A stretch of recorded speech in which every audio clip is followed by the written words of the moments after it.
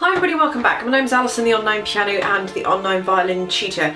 Today I'm going to do a fairy tale medley tutorial. This is something that I have personally arranged and put together for you. And there is a performance video that goes with this, because obviously I don't do the performances directly in the videos, otherwise it makes the video so long. That will either be linked coming up here, or I'll put a link in the video bar, in the description bar underneath this video, if you want to see the violin performance of this, so you can see how it's all kind of put together. So if you want to know how to play a medley that I've put together from Fairy Tale, then grab your copy of this music, which will be linked directly underneath this video, and let's get going.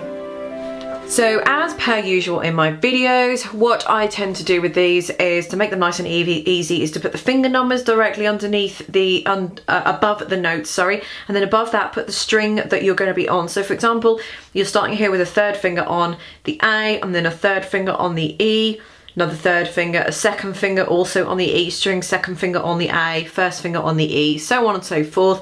You keep on this E string, for example, until it tells you to change otherwise. And that's pretty much it. The sheet music is 2 pages long. It goes straight the way through, so there's no repeats or anything like that.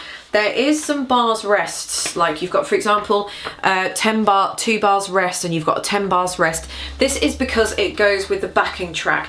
And the backing track that I've done as well that goes with this is going to be available also, and I will put a link to that in the description underneath. So if you wanted to play this without the backing track, then you could just miss out all those bars rest, and obviously just go straight through to the next bit. But if you want to play it with the backing track, then that's where those bars rests will come in. Okay, so this is quite a long medley, so I'm just going to take you through parts as quickly as possible. The first thing I need to mention is that the first fingers on the E string and the first fingers on the A string are both going to be in what I would call a back position. So normally they're around about here-ish in your normal first finger position. On the E string and on the A string, they're going to be all the way back, not just sort of a little bit back, but all the way back until you can kind of feel that ridge. It's called the nut. So you want to bring it all the way back, otherwise it's not going to sound quite right. So again, I'm not going to play this all the way through because I do have a separate video for this, which is going to be linked underneath. Otherwise, with the backing track, this is just over 8 minutes long. So as well as a tutorial, it would just make this video monstrously long. But I'll just take you through a couple of little bits. So we start with the fairy tale sad theme.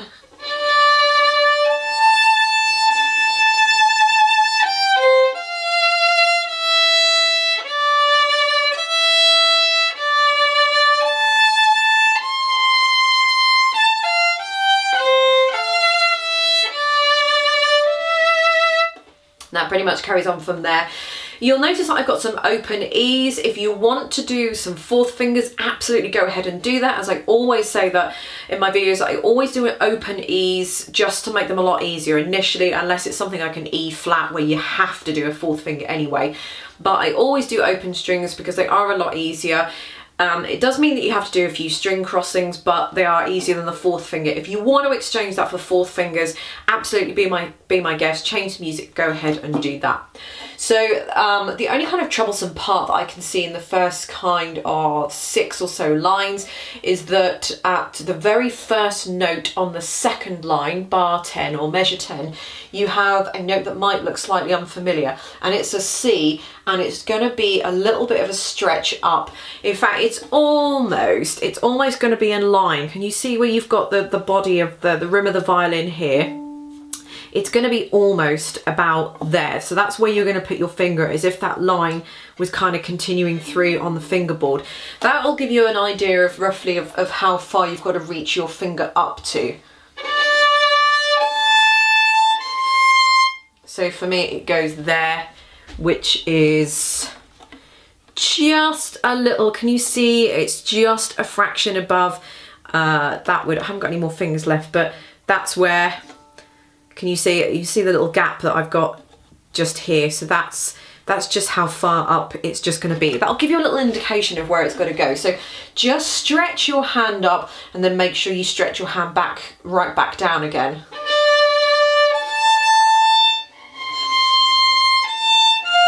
In fact, if you do notice that either side of that note, you've got a third finger on the A string, and then you do the fourth finger, and then you've got a third finger on the A string. And what I tend to do is you'll notice that I keep my finger on that note. I don't really want to lift it up because then it's the very next note I'm going to be playing afterwards, and then I've got to find it again. So, you know, bear in mind that I have had a lot more experience playing than you newbies out there, so it's going to be a little easier for me to stretch my hand, but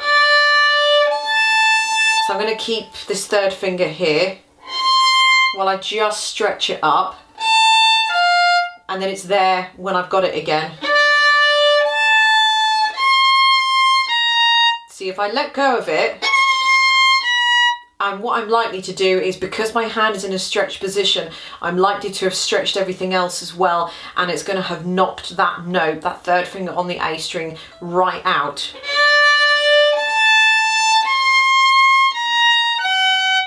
That is what we don't want. So we're only just going briefly out of position and then briefly back into position again. So if I keep it down,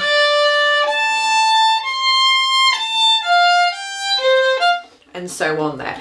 So that pretty much takes you all the way there. It's just all the way down to bar measure 33, 1, 2, 3, 4, 5, 6, which is the sixth line down.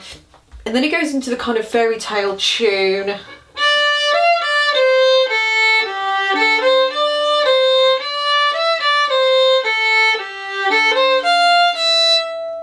I think that's pretty much it with that, until we get to, now I'm going to pronounce this very terribly badly wrong, so please bear with me, but Shikumai, whatever it is. You guys know the bit I mean. So we're now down to more or less the penultimate line on the first page, where we've got the new tune that it goes into.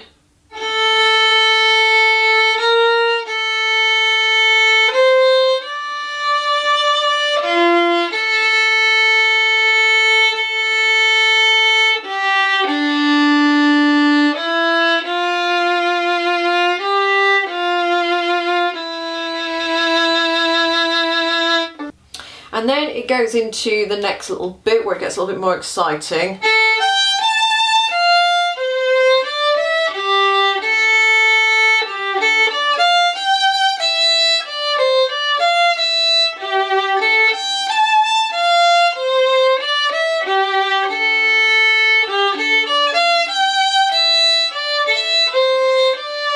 So again, I am putting open E's in there just to show you, but if you want to exchange those for fourth fingers, I probably would if I was playing this, because it would just be easier. But again, open strings are just an easier initially.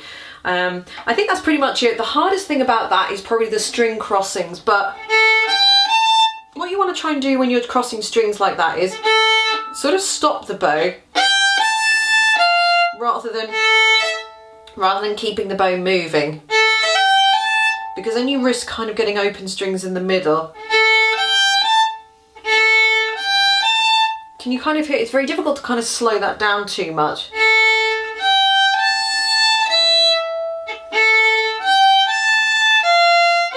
I'm obviously doing that on a much faster scale so you don't hear it. Almost stopping the bow there. So if you want to get a nice clean string crossing, that's how you do it. You want to sort of delicately stop the bow, but then when that's kind of sped up into full speed, it doesn't sound like you're going da da da. It doesn't sound like you're cutting off the notes. So I think that pretty much takes us to the next one, where we're now on the second page, and again a very poorly pronounced translation here. Charlie no whatever. I'm not going to say it. This one, when it focuses. So we're up to that bit now, the third one, and this is probably my favourite one of all. And you've got another stretched fourth finger in there that I talked about at the start.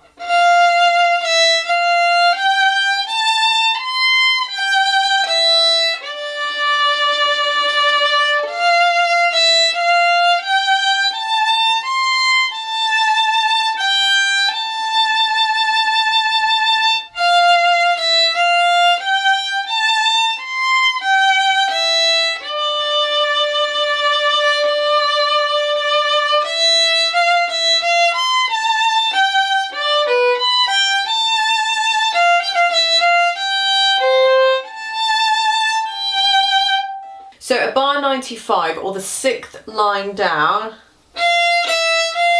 stretch up.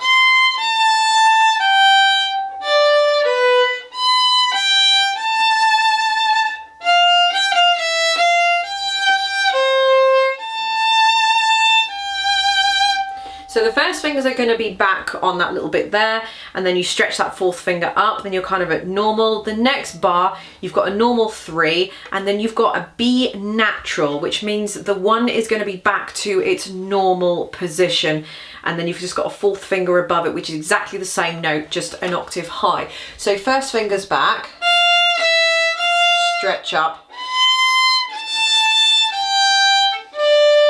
First finger's in its normal position. I guess that fourth finger is just slightly behind where you just had it stretched a minute ago. When you put the second finger down, you can actually almost feel that it goes in right next to that first finger you've got there.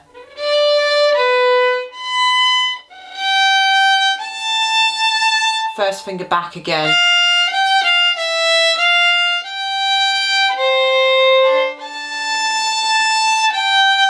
And then that pretty much repeats again. I think that's pretty much kind of self-explanatory. From the rest on, it's a repeat of what else you've got. You have a few more of those fourth fingers, those C's that are up there with the fourth fingers, but again, I've already discussed those. And on its own, it doesn't actually sound too bad, but if you put it with a backing track, it does actually sound really, really good, because I've spent a bit of time doing a nice orchestrated backing track, kind of getting this all from scratch and everything, which has taken me quite a while to do. And originally it only just started out, in fact, I didn't even start this out to do a backing track.